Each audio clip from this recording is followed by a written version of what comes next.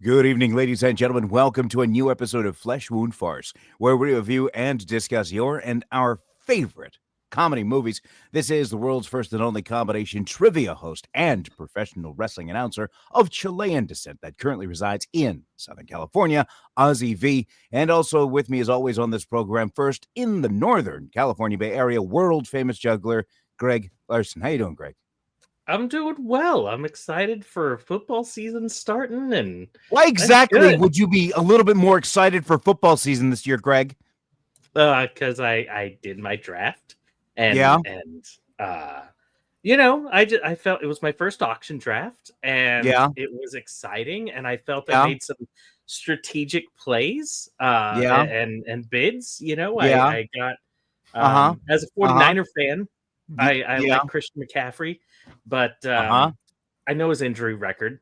And so I saw someone picked him up, and I thought there was some strategery to have with picking up the backups just in case. Well, I got a really nice young running back for the Raiders, who, although not a big Raiders fan, I recognize talent, and definitely want to support it and have that on my roster. So I'm excited. I'm stoked. It'll be fun. Why do you seem so okay? Who was it? Who was it that took that Christian McCaffrey, Greg? Who was it? Some kamikaze guy. It was you. Yeah, it was me. It was me, and it was already bad enough that you snaked Genty from me, but the fact that you tried to snake the backups, listen, I will tell you this right now, and I swear to God, the fantasy gods are watching you. You are hoping for an injury to one of your running backs, and you're banking on it like that. You don't have any optimism. You don't have any faith in your team. That will come back to bite you in the ass, and you just wasted 2 roster spots for your draft. That's all I had to say. Moving on, also with this flesh and blood.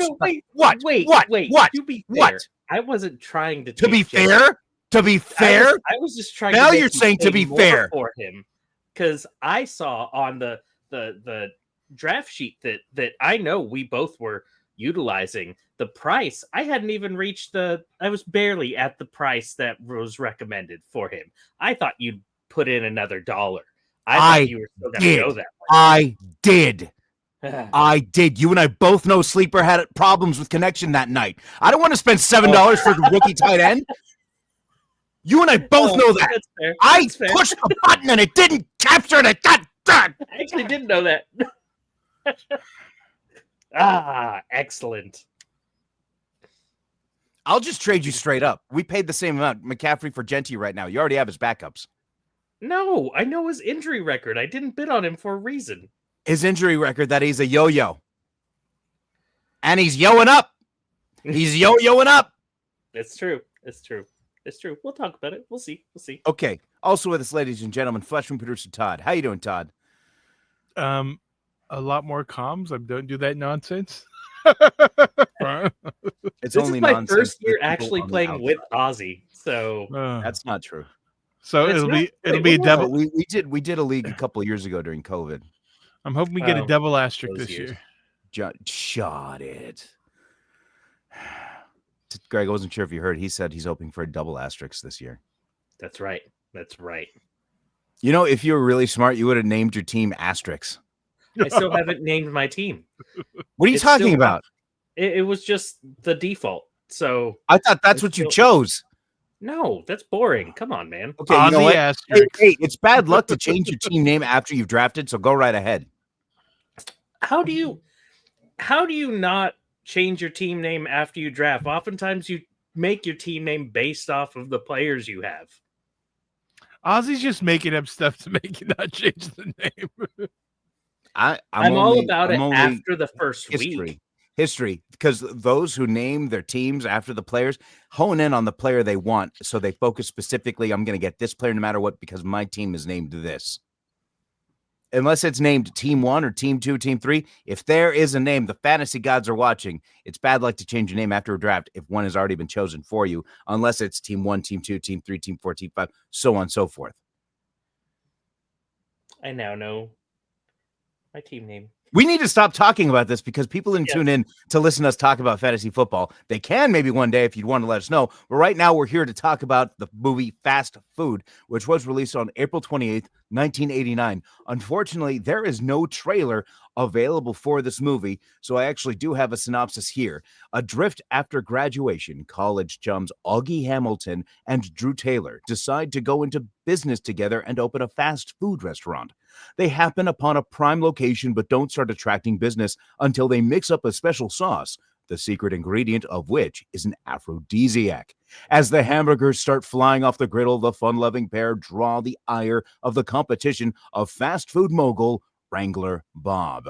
Again, released on April 28th, 1989, rated PG-13, with a runtime of 92 minutes, starring Clark Brandon, Randall Patrick, and Jim Varney as Wrangler Bob. And I believe the only other movie he's been in that has not been an Ernest movie. No, there's quite a few. Okay, well, I guess if you did not know about this movie, it would be a pleasant surprise to see him not playing Ernest. Would that be fair? No, absolutely. Yeah, I know Beverly Hillbillies is a big one, but there's other ones. Also, Traci Lords, her controversial past. But Right. One thing I got to throw out there, you know, a couple weeks ago when we were setting the schedule, and Ozzy was groaning about having to watch more Ernest movies, I purposely put Fast Food in as a surprise, so we still got some Jim Varney. It wasn't, but yeah. I'm pretty sure we saw Ernest Scared Stupid a long time ago. Then we did Ernest Goes to Camp, which was earlier, and Ernest Goes to Camp was the only Touchstone release. No, or rather, it was the only one that I guess Disney tried to emphasize as potentially making this like a household name. And then it started out as a Disney one, and then they turned it Touchstone. That's how that one went. Because like Ernest Saves Christmas is like all of them are Touchstone. Right, but Ernest Goes to Camp had that little element of corniness because that was Disney trying to cash in on potentially. Do you see what I'm getting? Like that movie specifically, Ernest Goes to Camp compared to Ernest Scared Stupid, it was a rough watch. Well, we haven't done Ernest Scared Stupid yet. We go through this. We've only done.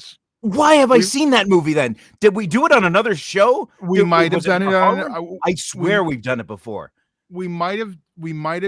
I think we did a watch along for it, so you might have joined. I don't remember, but we did Ernest Saves Christmas though. That we did do on first. Maybe it was Ernest Saves Christmas. But again, but my point being is this was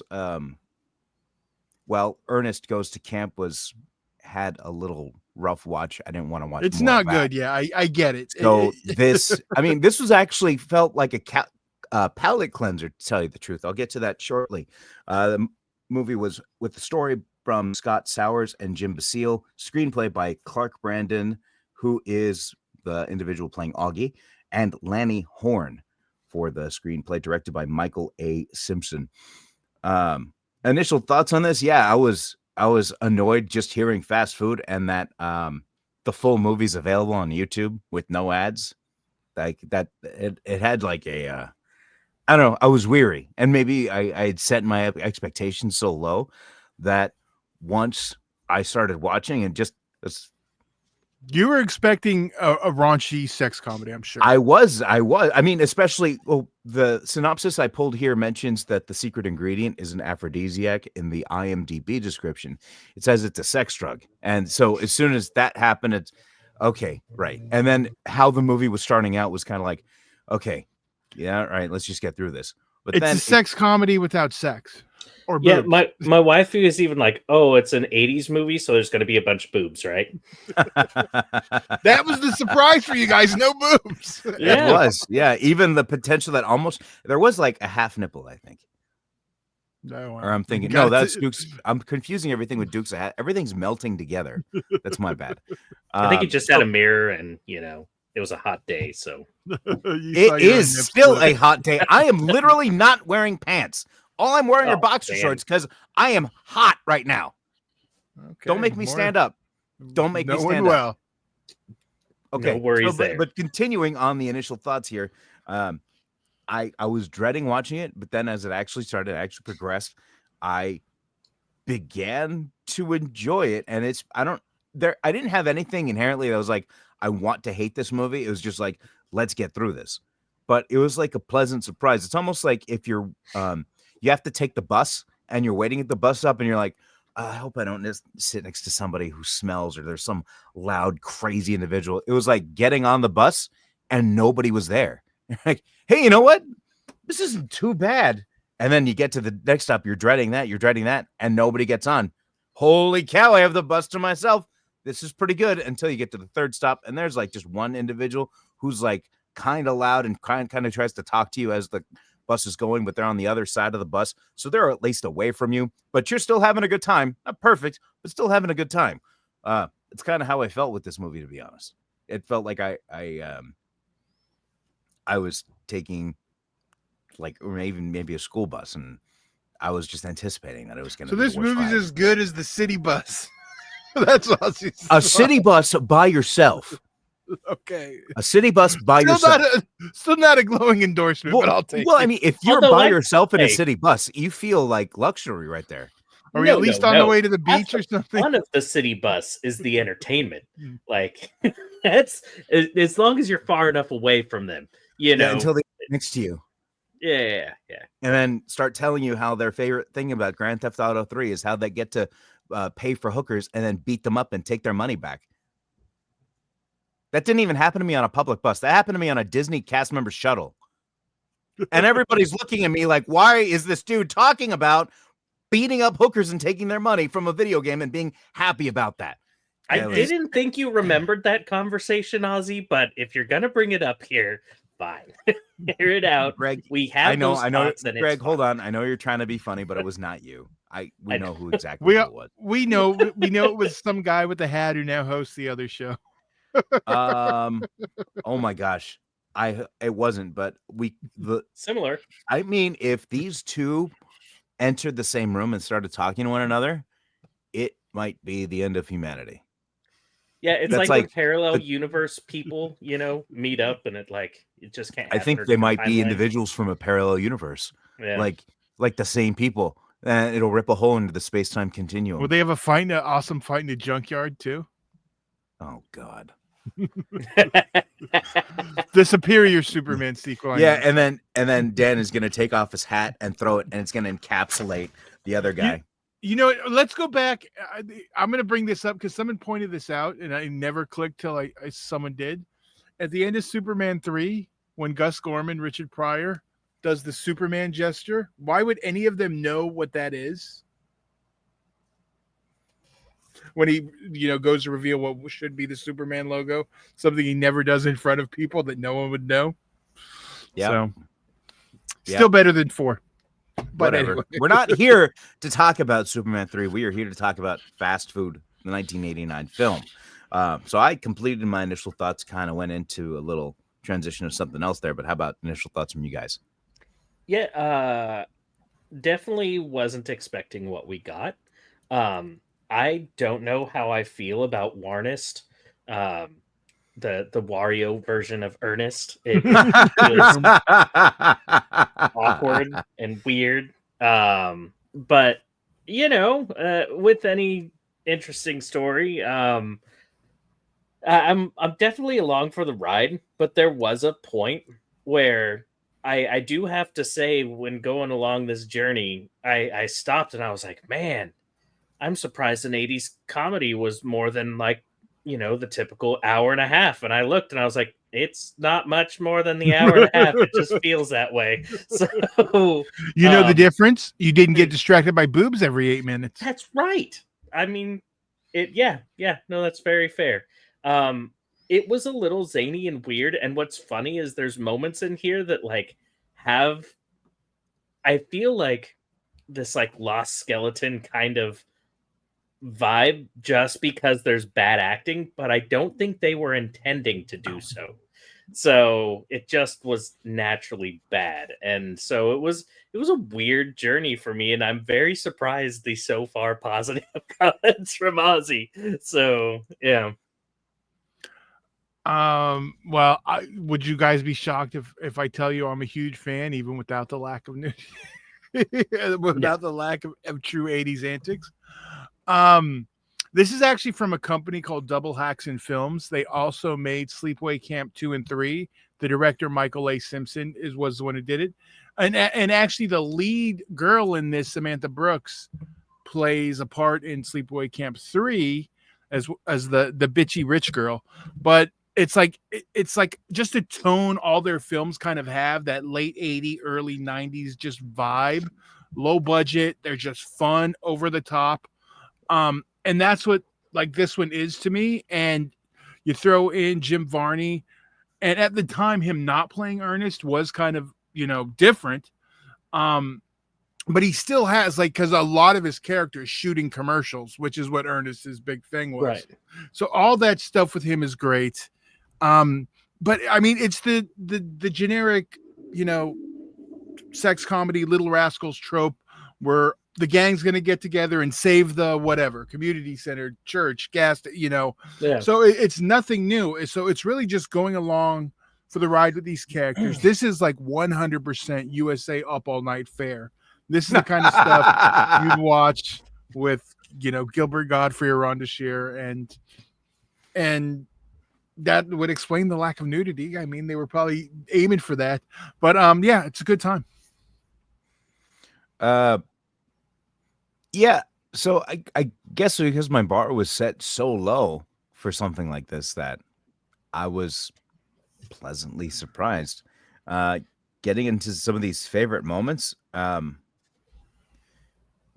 moment that did it for me, that realized to kind of it took me on another level of suspension of disbelief, was when the doctor first got whiff of this drug and she started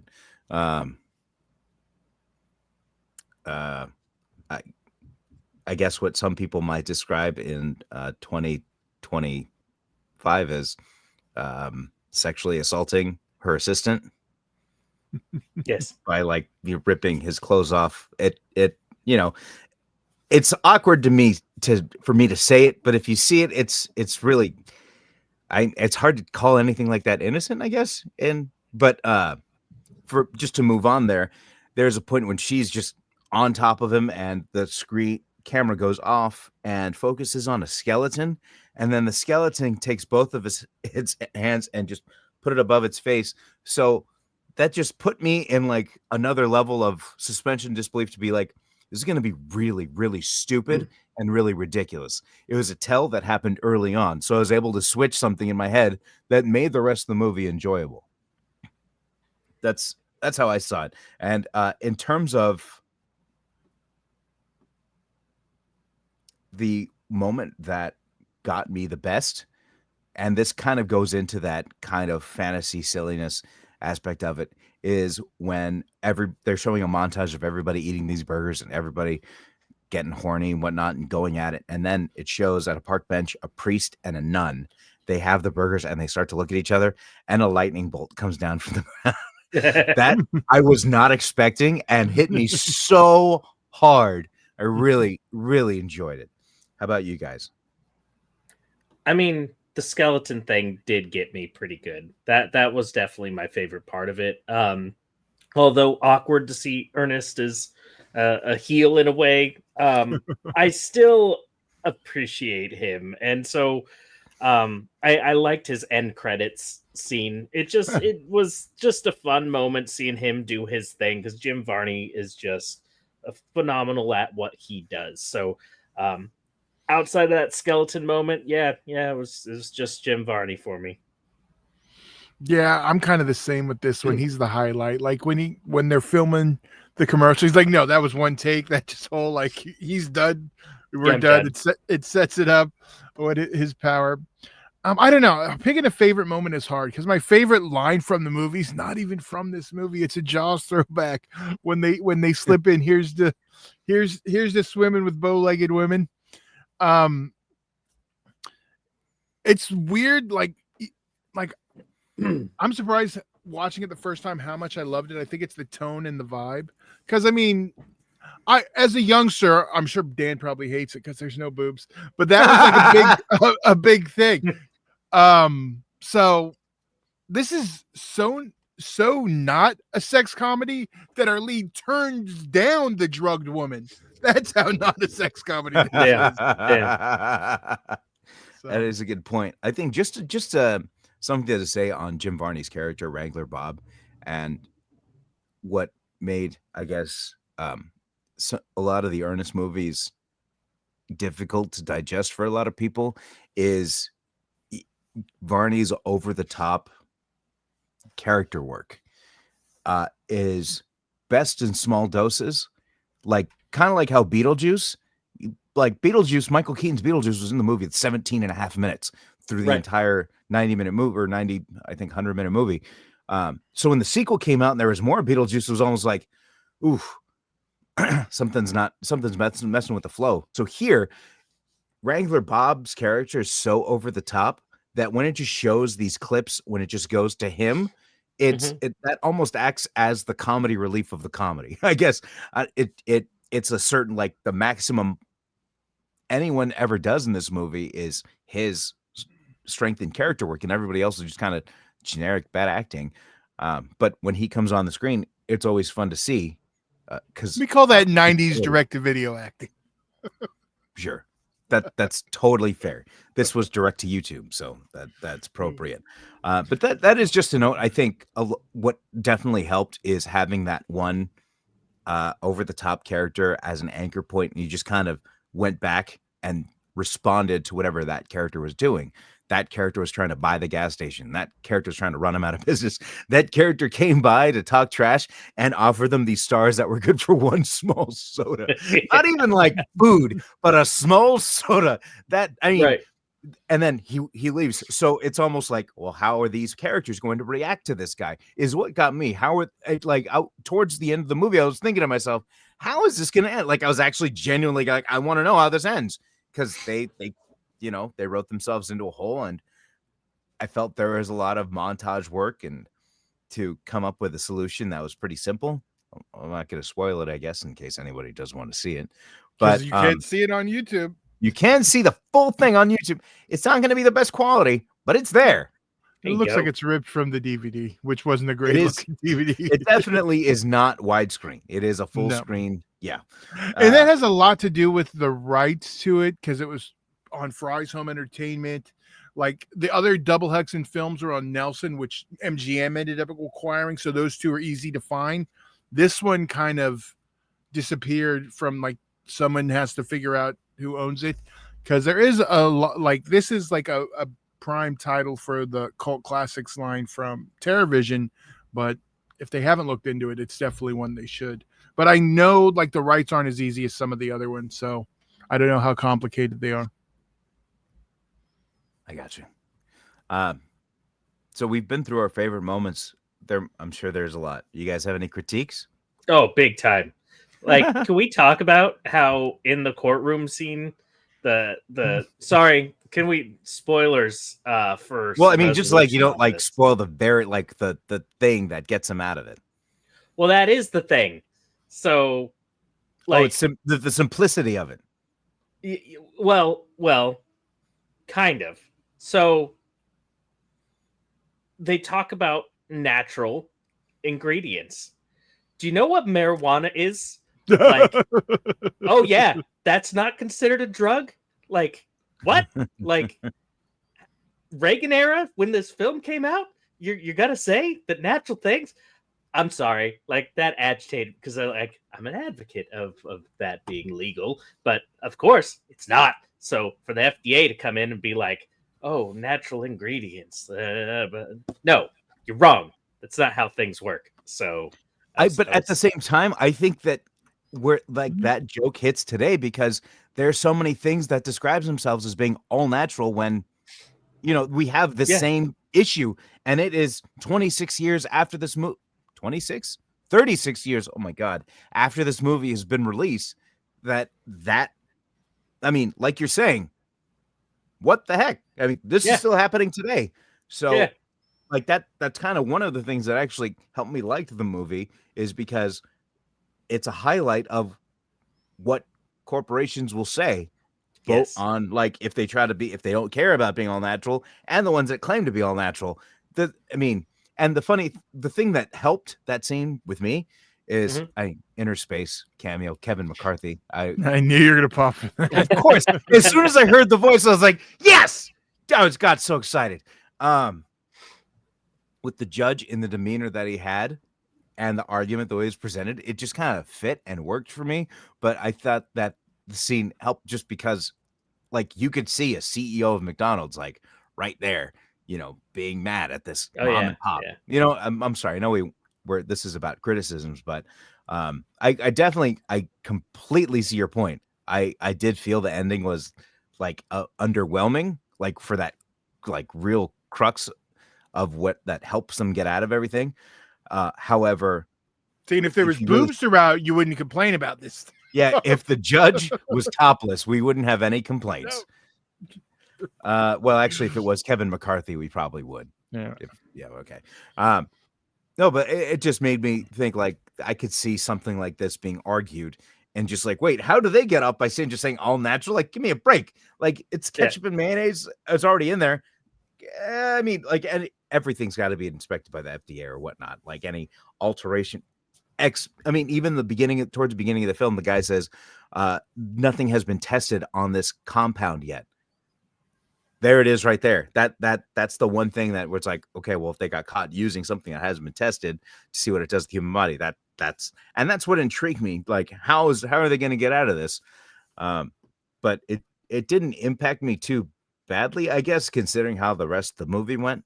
I was just kind of like, like going back to that skeleton point, like skeleton's not going to move his arms like willingly, and to say one thing or another wouldn't normally happen, but that they really took advantage of the it's a movie aspect of it. Yeah. At the same time, I feel the skeleton thing set a bar for how weird this could get, but it didn't continue in that realm of zany, so it almost is a letdown for me on where it could have continued to go. So it wasn't Lost Skeleton enough for you. It doesn't need to go that route, but it just, if you're gonna go that extreme and like you're weird, at least pop it in a few more times. It doesn't have to stay consistent, but a few more extremely like, okay, that's how goofy we're getting. I don't know. Maybe there's a Michael A. Simpson director's cut that's 2 hours and 45 minutes. That has all that stuff. I bet they were only given 90 minutes, like just like every other movie. So I'd be interested to see what delete. I mean, I'm not saying I want to. I'd be interested. I'm not going to go hunt them down, but if I saw them available, what kind of deleted scenes we have? Just to see what. I'm going to guess there's none that survived. It's hard enough to find the deleted gore from the Sleepaway Camp movies, and those are easy to find. Can't even find a trailer. I know. Todd. I thought I already said my complaint, and no, it wasn't the lack of the lack of. It wasn't a lack of the drugged woman part. It was the lack. Dude, it could have. It feels like a sexless sex comedy. Give me a couple boobs. I mean, that's my only complaint. Because considering the court is about sex, you'd think. Right? Yeah. I mean, and they even throw out a little comment about a bikini car wash at some point too. You just reminded me there's other sex comedies. When did the first Ernest movie come out? Do you know off the top of your head? 87. So do you think that with Jim Varney, when they got him, they kind of took out a lot of these scenes because they thought using him might attract a younger audience? I think what probably happened was when they got him, they kind of knew they probably have to pull, because this is after like even Ernest Saves Christmas. So like he may have been like I like the script, I'll do it, but can't be full of titties. You know what I mean? Because it seems like a void. Like it was due to have that, and just did. Like I was watching it on USA. but no, honestly, that could have been a thing. Like, you know what? Because this did play. I know I said direct to video, but this did play theatrically, not wide or anything. But I'm sure they were hoping for, because it had Ernest to catch fire, because they very obviously had him on a limited time, because they use him very effectively. A lot of them, he's in like the one set shooting commercials, And, so they probably only had him a few days because I can't imagine this picture shooting more than 10 days. So they probably had him like 3 days. And, but they use them effectively and throughout. So I'm sure, that was like, well, do we want this or that? And I guess you take the gamble on Ernest. The critique for me is that it did seem like so incredibly basic, like a TV movie, but it just reminded me of these days, like when I was at home, like it was after Superstars, there was no more wrestling for the day, and I had just watched an episode of Mystery Science Theater. Like, oh, what else is on? Hey, I know Jim Varney. I'll just sit and watch this. And I can imagine myself at like age 11 or 12 being like, yeah, okay, this was fun. So I guess it like took me back to that like kind of time just being at home, like in the middle of summer, just watching movies. And that was a movie that was on TV, and I would have watched it, and it just brought me back to that. So I guess it had a certain level of comfort to that degree. And I think using him and using not doing all the boobs probably also added like they're factoring they got television sales, cable television sales to like other than just Cinemax at like 11 p.m. Right. So it did, and that was the whole like now you just put your movie on streaming and you pretty much get pennies on for what you did. Then there was actual revenue stream, so you can make a movie like this, but that's also why we don't see stuff like this anymore. Right. That's why we don't see stuff like this anymore. It'd be interesting if the movie was remade with a different ending. No, I want to see the same one. Really? Okay. See how they pull it off. How the internet reacts to it. I just want to see all that. I gotcha. Okay, so getting into the ratings, had to pull it off because everyone ate the burgers. Yeah, sorry. Right. No, it's cool. So getting into the reviews now, it seems so incredibly basic, but I had a sense of effort. Like they really tried here. Like this guy was just like, okay, so the guy who plays Augie, Clark Brandon, was the co-screenplay writer, right? They really wanted to try to just put out a movie. Like I could get like it was this dude's dream just to make a movie. Like just to say that they made a movie, and what we would see today as just like a 45-minute movie on YouTube or whatever, this guy actually got it. He got Jim Varney. Because of these others, Todd, I mean, who else? Like, Traci so yeah, Jim Varney and Traci Lords, but who else outside of that? Like, just nothing, right? And it was just one of these. I just got the sense of like this dude who wanted to just make a funny movie, and he secured funding, and somehow it's like, if I could just get Jim Varney for like a day, and just film like 4 or 5 scenes with him, I could work around that. And I guess I was in my head, like focusing on that, and like just thinking about how they were filming these, and like Todd, as you said, they probably filmed for 10 days or whatever. But I just got a sense that I got a sense of effort. Like they were trying here. Well, and I mean, shooting on film back then, I mean, you may not be able to tell from the transfer, but it was, and that like you're really committing to, not like shooting now on digital or whatever. It's like you're really trying to make a movie. It's like the effort, I guess, the cost. I guess a good way to see it, if you have seen the movie or end up watching it, it's a parallel where you have the star of the movie who also co-wrote the screenplay. Towards the end, all of a sudden start to study law, right? And he comes in with this level of swagger and confidence that just made me think like he was the one that like co-wrote this, and he was like, we are going to do this movie. Like he might've been like the leader on set. I could see that from that guy. And I don't know if that was the case or not, but I believed it was, right? And I escaped into that reality that it was. So it's funny how people watch movies to escape into the reality of the movie. I'm escaping into the reality that I fantasize about what happened behind the scenes, But regardless, though, I mean, I still had a good time, but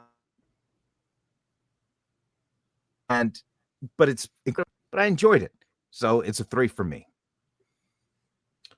It's not too bad. Yeah, I didn't have a bad time with this movie. It just wasn't great.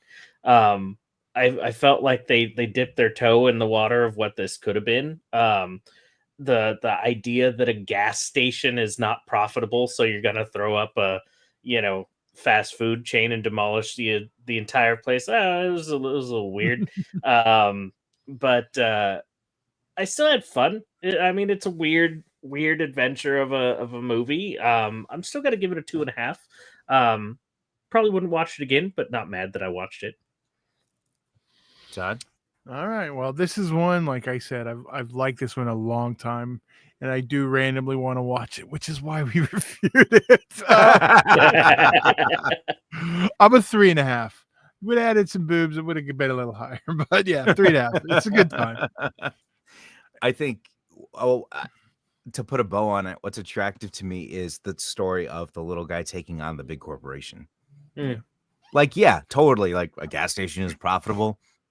Yeah, whatever. But like at the root of it, it's the little guy taking on McDonald's, basically. Like, hey, what if this burger had some like Viagra in it and competed against McDonald's, right?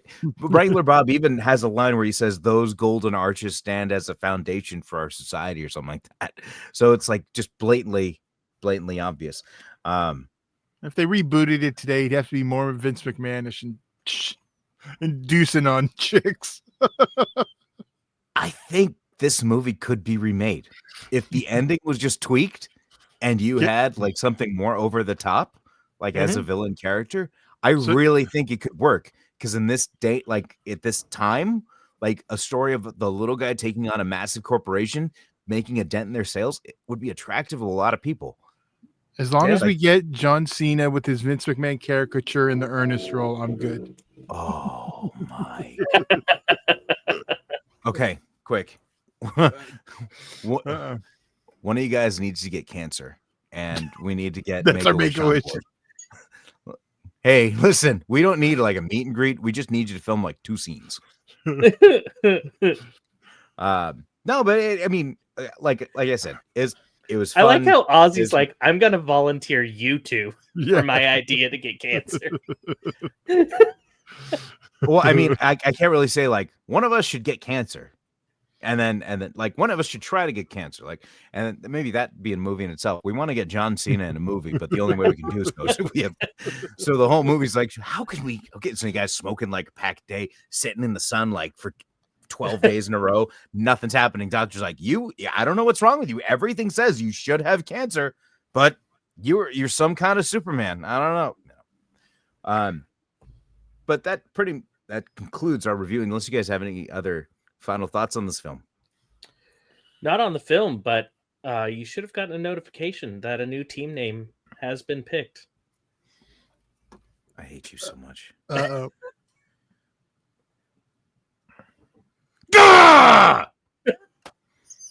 All right, we're done. That's world famous juggler Greg Larson and Fleshroom producer Todd. I'm Ozzy V. We'll see you next week. Oh wait, you know what? Hold on a second. When do we have this airing? Yes, I will be at trivia because this is I'm sorry. I need to make sure that I'm advertising appropriately, because I will not be at trivia for the first week of October. I'm sorry, I should say September 30th and October 1st. Today's September 15th, so. Oh, today's September 15th? Okay, good. So this week, I'll be hosting trivia at the Rush Bar and Grill this Tuesday, beginning at 7 o'clock in Lake Forest. Free-to-play and prizes for the top winning teams. Also this Wednesday at the Brewery in Placentia, also at 7 o'clock, also free-to-play and prizes for the top winning teams. All right, so this concludes our review of Fast Food, the movie. Do you guys have anything else before we head off for the evening? Nope. All right, well, you enjoy the rest of your night, and ladies and gentlemen, we'll see you next week right here for world famous juggler Greg Larson. See, you got me all flustered, Greg, with that asterisk name. You completely messed up my outro. Wait, what asterisk? We can't wait. Hold on, what's the full name? I'm not going to go into that, because I'm not going to give that kind of energy. For world famous juggler Greg Larson, and this show is ending right now. We are not doing this. I am closing the show. For world famous juggler Greg Larson and Fleshroom producer Todd, I'm Ozzy V. We'll see you next week right here on a brand new episode of Wound Farce. God.